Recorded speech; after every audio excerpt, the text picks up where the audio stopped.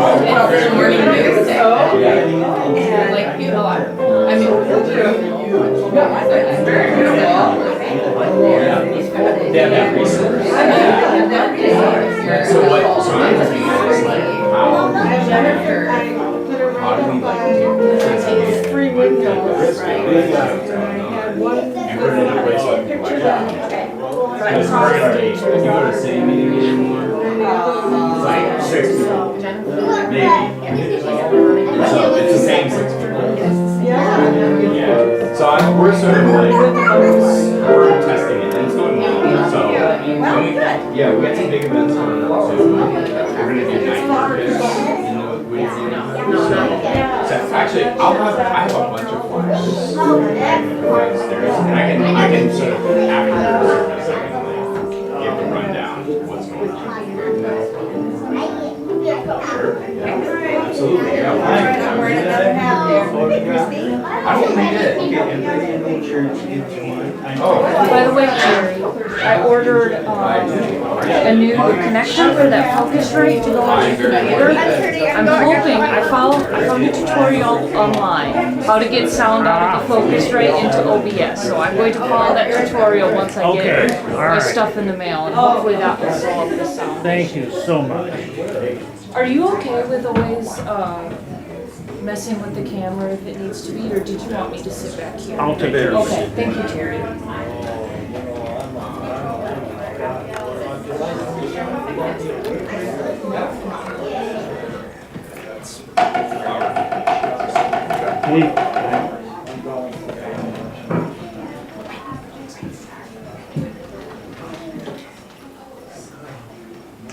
Good morning and welcome to All Souls Church. Thank you so much for coming today. It's a beautiful day. We're taking time out of your lives. Thank you so much for joining us. Some of you may be visiting for the first time today, or haven't been here for a while, or did not know about today's flower communion. Though some have come without a flower, some have brought extra. Everyone is welcome, no matter your previous paths, who you love, how you see yourself, or who you love, or how you see yourself. And everyone can partake of this special ritual. Through some miracle, similar to the story of 10 loaves and fishes, there are always flowers for all. This is the grace of our church community. All may share in the beauty.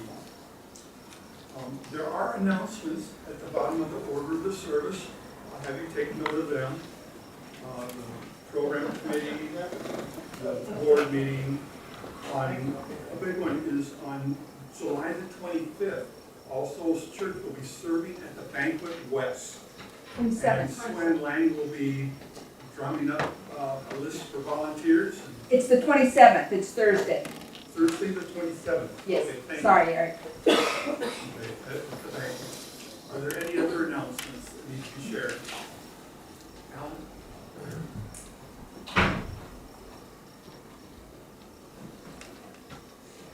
For the Tuesday meeting, it's not only the wrong day, and it's not May 9th, it's July 11th. So just ignore the extra line that says 7 p.m. It's Tuesday, July 11th at 5:30.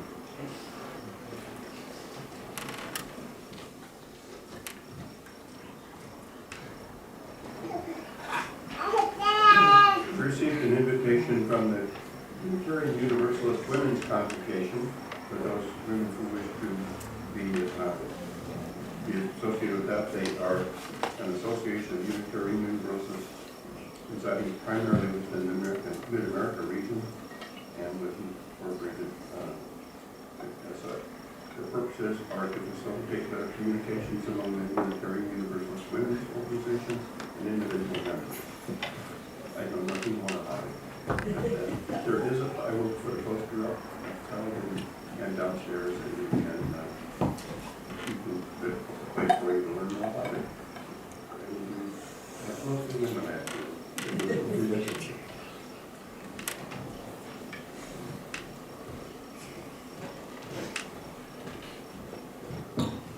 Good morning. My name is Sue Ann Lang, and I wear a couple different hats here, but this one is part of community outreach.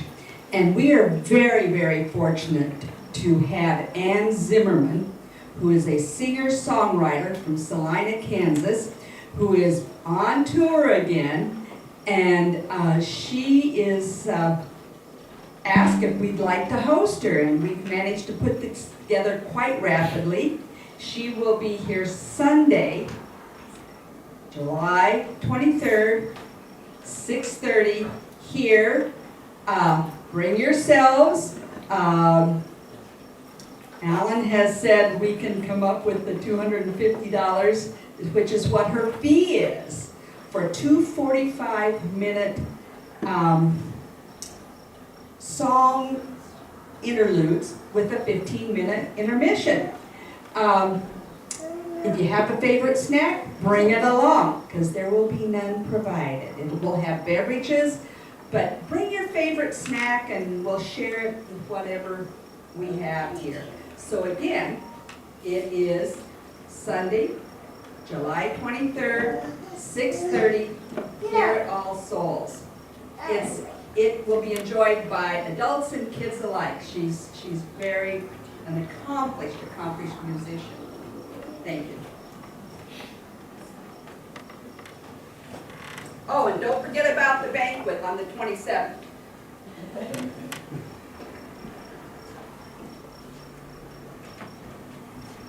Good morning, happy Sunday. I'm Rick Noby, your friendly local political junkie. I talked with Alan a little bit this week. I'm carrying petitions for open primaries, which is one of the things that we're going to be voting on next November, not this November, but next November. Alan said it was okay for me to bring them and to have them downstairs after the service, and so I'll be down there, and I've got pens and got paper, et cetera, so if you're interested in supporting open primaries or learning more about it, I'll be happy to visit with you downstairs. Thank you.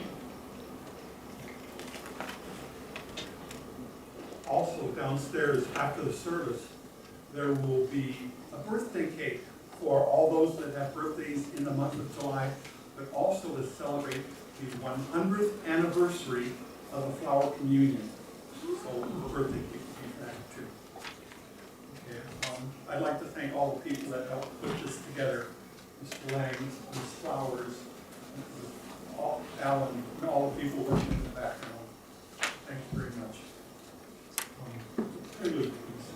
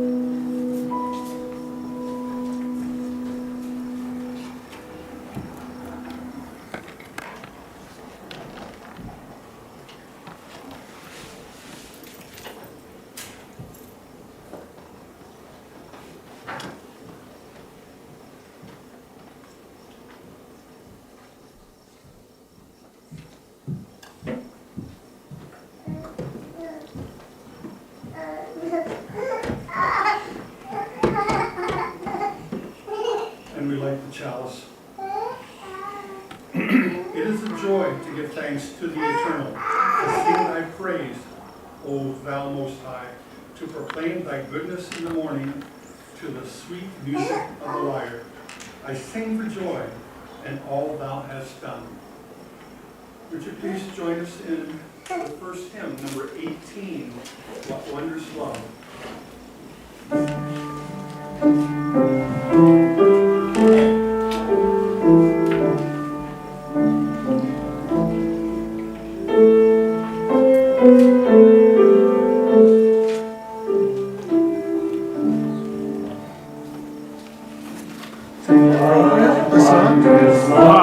Over there on that thing.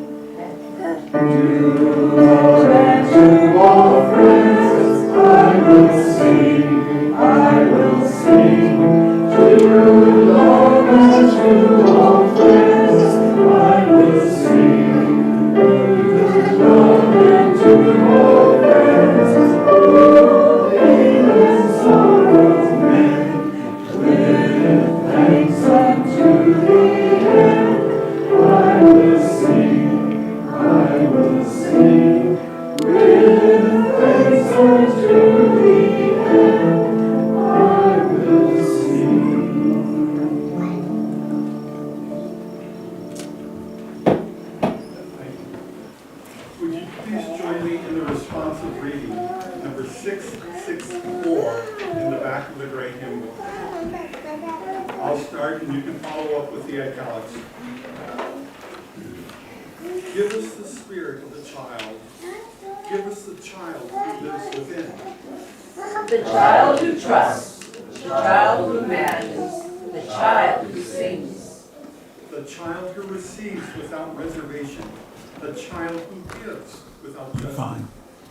Give us the child's eyes, that we may receive the beauty and freshness of this day, like a sunrise.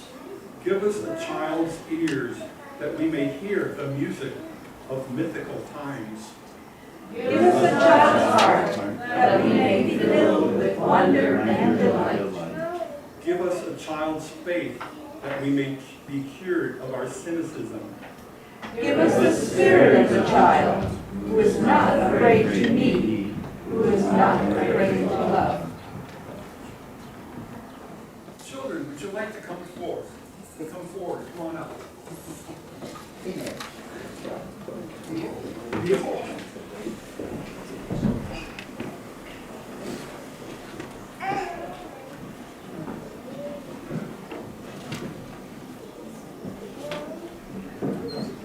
Some people bring up books and stories. I bring a question. Okay. And here's my question. Is there something that happens to you every single night before you go to bed? Do you get a story read to you? Yes. Yes. Do you get a hug goodnight before you go to bed? you're already asleep and you don't feel the hug? Oh, okay. When you have a birthday, and you have a birthday cake, and it has candles on it, do you blow the candles out? Yeah. Okay. Now, what would happen if you went to bed at night and you didn't have that story, or you didn't have that hug? Would something be missing? It wouldn't quite feel right, would it? What if you had that birthday cake and you got it and the candles are lit and all of a sudden all the candles were taken out and you didn't have the chance to blow out the candles? Would that feel weird? Yup, she says. Okay, a lot of the things we do are called rituals. Why do we do them? We've always done them. And if we didn't do them anymore, it just wouldn't feel right. Okay? Things would have changed. So a ritual is something that you don't have to do, but you want to do, and you do it over and over again. Night after night, year after year, Sunday after Sunday. So there are rituals in your life. Do you think there are rituals in your parents' lives? Yes. Okay. Can you give me one?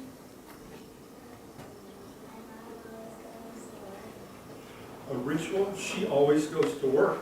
Yeah, that's a good one. Pardon? But not on the weekends. Okay. Do you always go visit someone on a holiday? No. So, okay. Okay. So those are rituals, things that we do. Our church has rituals too. One of them is what we're doing right now. Another one is the sharing stone, where people get up and talk and they share things that make them happy or sad. Another ritual is that after the service, we come back up here and we sit and talk. And if the church didn't do that, it just wouldn't feel right. Is it something that you gotta do? No, but it's something that we like to do, and it makes us feel routine, grounded, normal. So that's what a ritual is, type of thing. So think about rituals, think about the things that you do just because that make you always feel better. Okay? Thank you very much.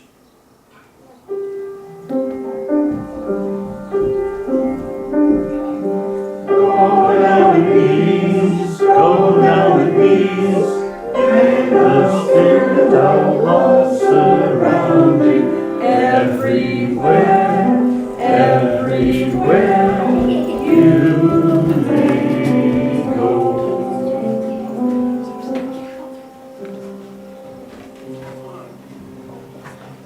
Like I mentioned, one of the things we do is we share our joys and concerns. We find this is a community where we're comfortable enough to do so. You can share, or you can come up and just take a stone, put it in the water, and let the ripples go out. And let the joys and or concerns go out with those ripples. I will start. I have a joy. This coming weekend, we're going to be taking off to northern Minnesota to go to a UU camp for a week, and then visit my brother, then visit my wife's sisters. So we'll be gone for a couple of weeks, and that's going to be a joy. It's always good to get out of town. It's a concern. We're leaving town.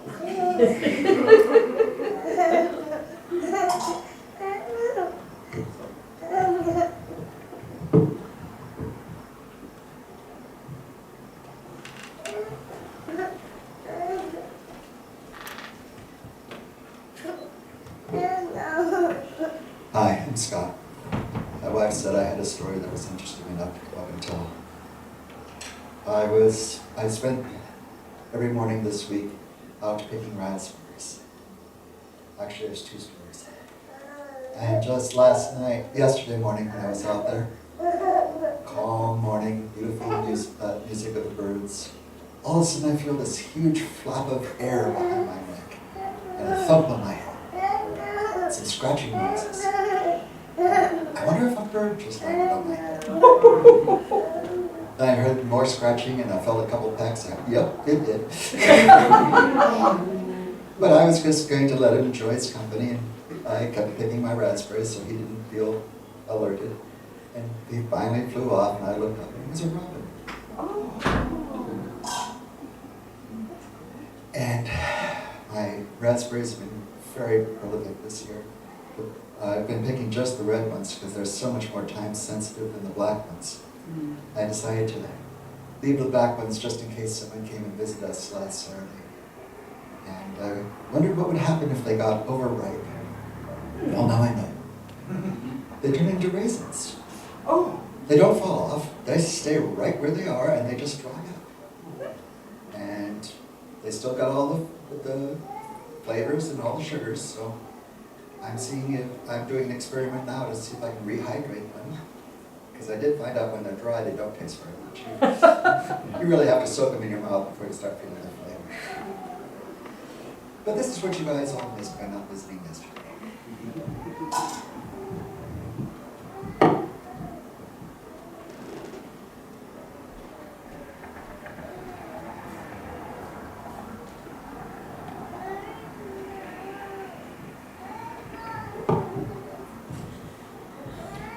Good morning, everyone. I'm Pat, and I'm up here to explain this quilt that I made several years ago.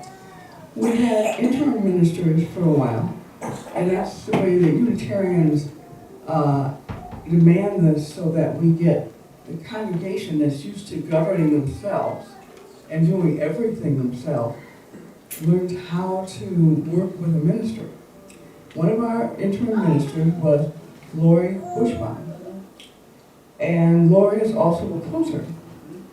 And I made her a stole made with these fabrics. Not all of them, of course, but enough to make a stole. And I had so much fun making it that I went home and made my wall hang. Now on here, this wall hang are quotations. Some of them are Unitarians. They're from all over the world. Very wise people whose words have been written down. Okay. And so I invite you after the service to come up here and read and think about the thoughts that are on there. Thank you.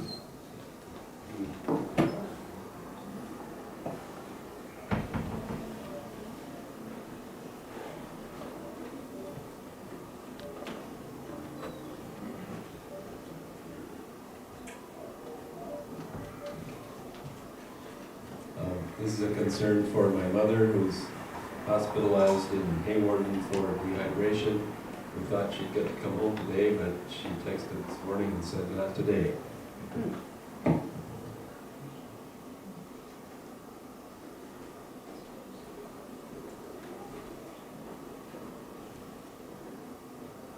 I will put in a stone for all the thoughts that you may have unspoken, but you would like shared.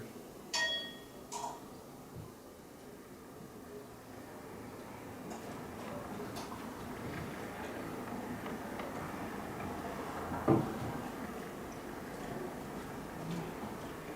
pause for a moment of reflection.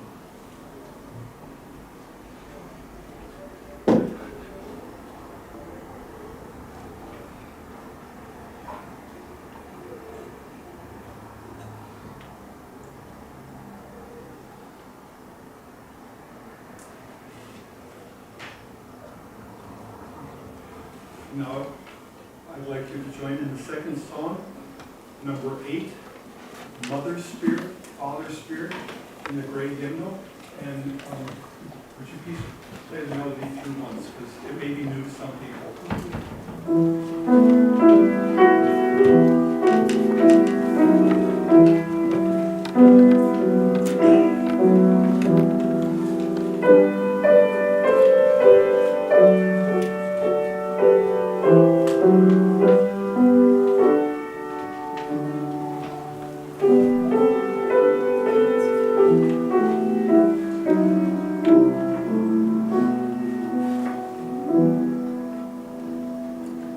Mother Spirit, Mother Spirit, where are you? In the sky, so in the forest, sounds your cry. What to give you, what to call you, what am I? Many girls are in the ocean deep and wide. Some like mountains on the ripples to the sky. What to give you, what to call you, who am I? I am empty, time flies from me. What is time? Things eternal, things infernal, hold my heart. What to give you, what to call you, oh my God. Mother Spirit, Father Spirit, take our hearts. Take our breath and let our voices sing our thoughts. Take our hands and let us rip you shape our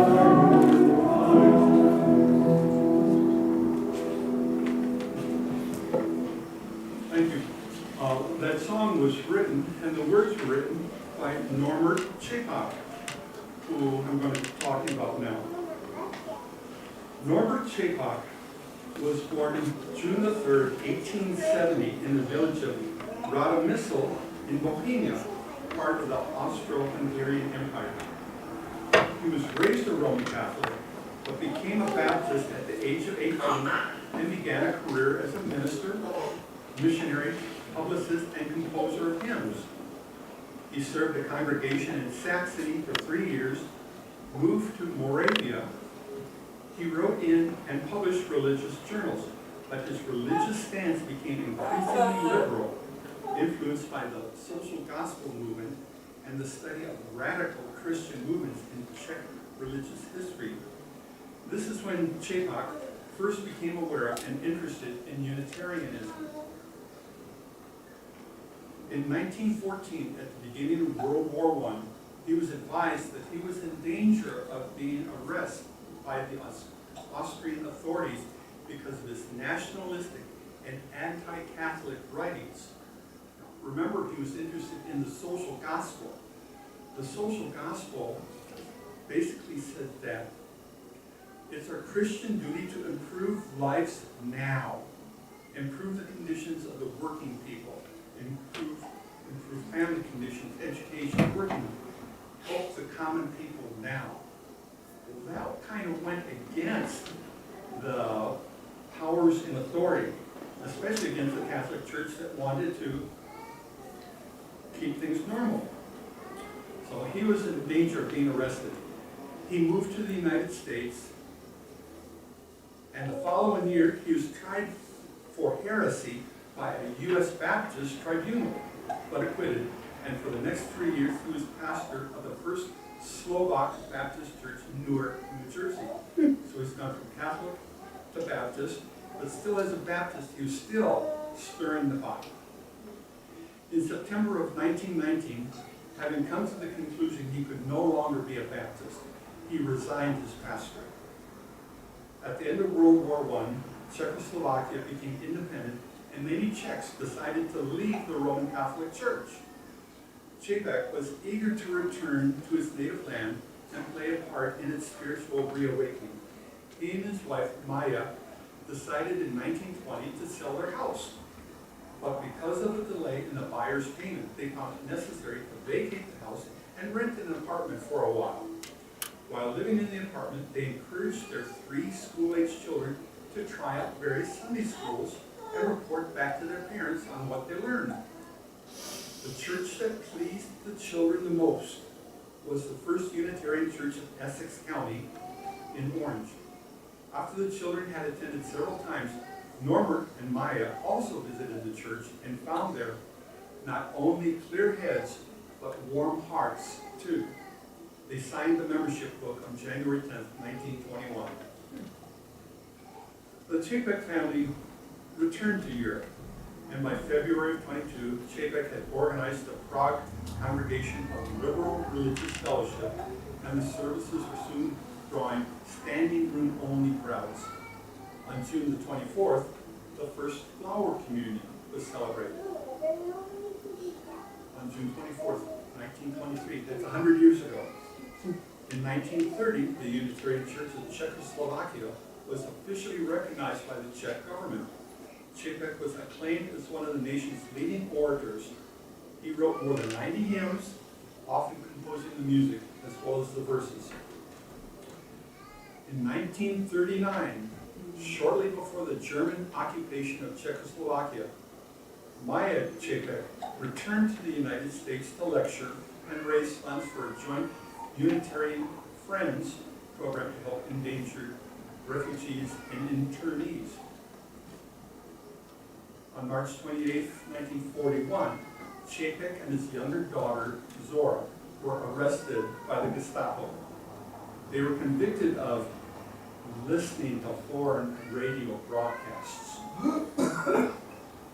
Čapek was sentenced to a year in prison, but the 11 months that he had already been held awaiting trial were to be counted in his sentence.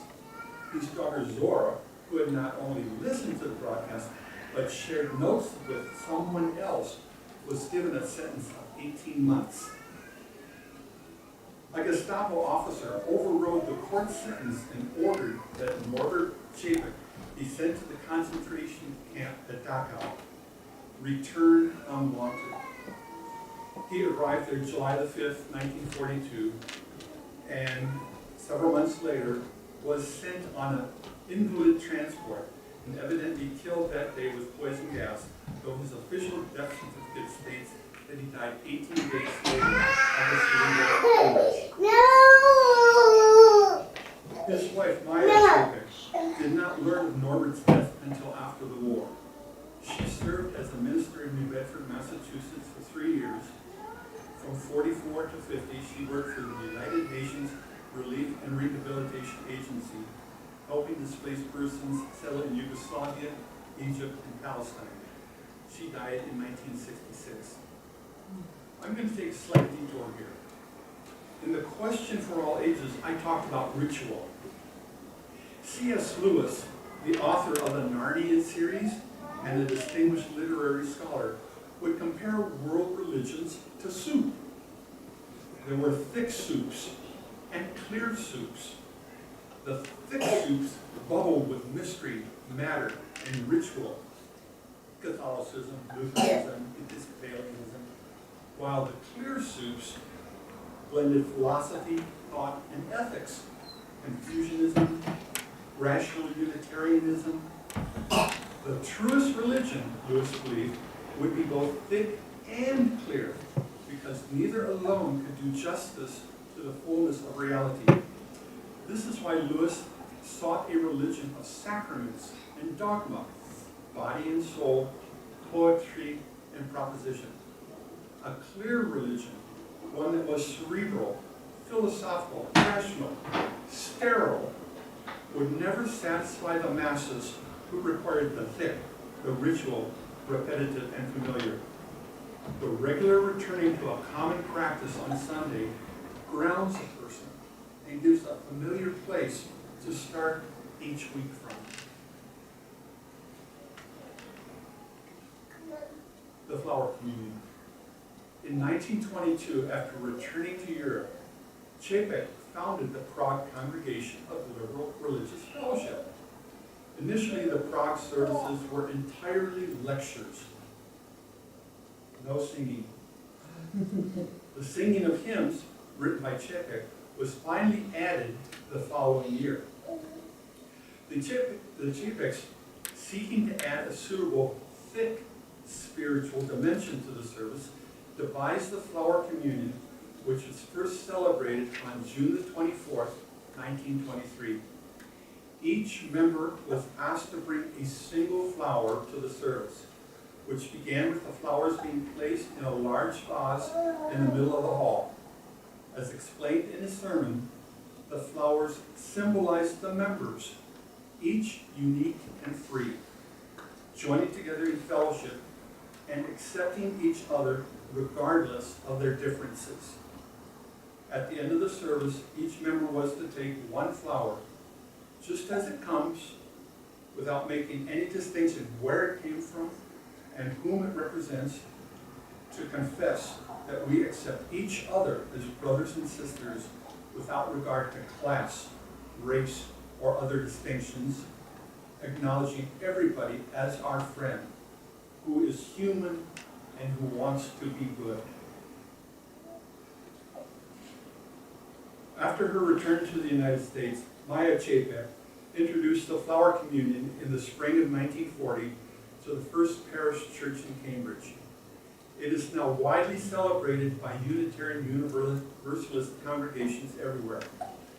Many follow the tradition of making it the last service of the church year, which would be the last Sunday in June, before summer vacation. In many churches, it is also an occasion of remembrance of Dr. Chapek. In your order of service, there is a handout. It's a single half sheet of paper. And what I would like to do is for us to do this responsive reading. You have the south side of the church. You have the north side of the church. I will start. The congregation is divided into two sides and alternate the speaking of each verse. These flowers we see before us, they come in many shades and colors. They come in many sizes and shapes. They carry different scents. Some have no scent at all. Yet all were created by the same miracle. The miracle that these blossoms grow every year out of divine mixing of water, soil, and sunshine. Our lives are miracles as well. Despite our trials and disappointments, people come every year to celebrate flower communion. To be reminded that all of us have value and all have a place in the beauty of the world. To be reminded that where we came from is not as important as the fact that you are here now. To be reminded that all are welcome and all may receive at the communion table of this church. We come to be a part of something greater than ourselves. And with that, I would invite everyone, if you wish, to come up and take a flower.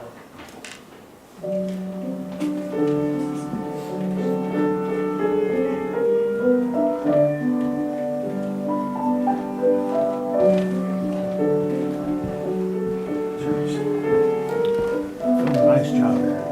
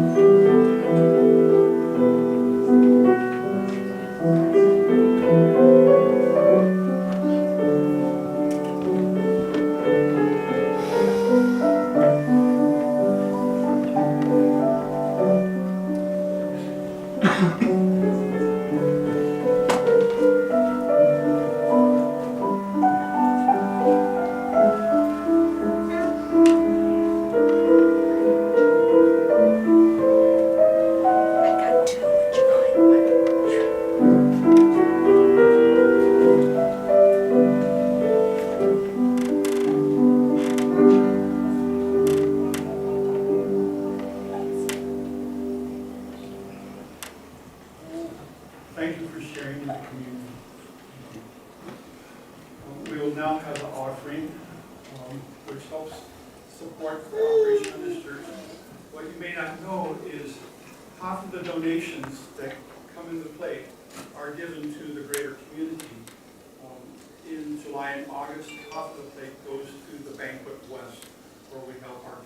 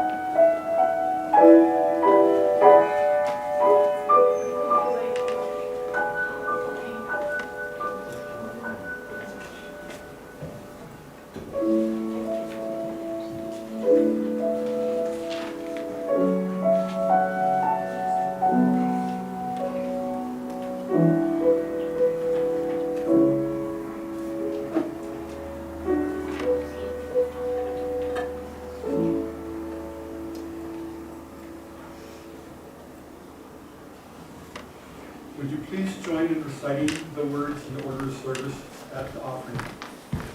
We give these gifts freely. We receive these gifts gratefully. We dedicate these gifts to the work of our congregation, serving human wholeness, caring for our planet, upholding religious freedom, welcoming the stranger, loving one another. And our third song is number 108, My Life Flows On. Stand if you're able.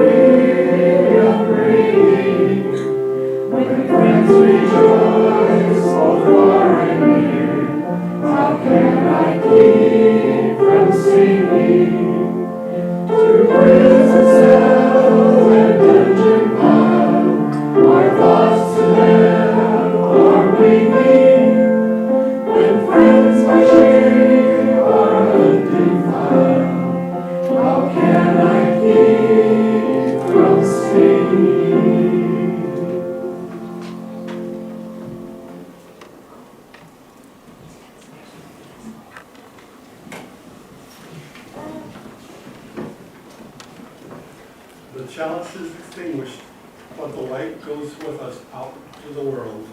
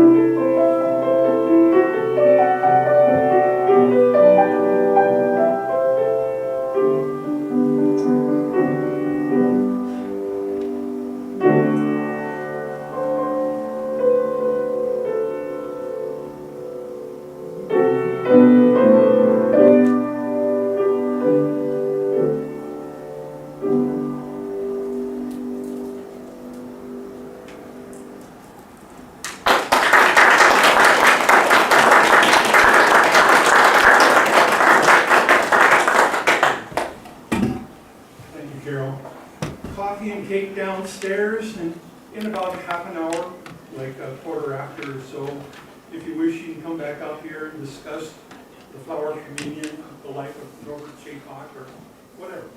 So, enjoy. Thank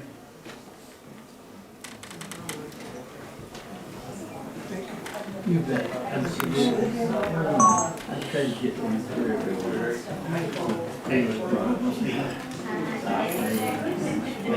Get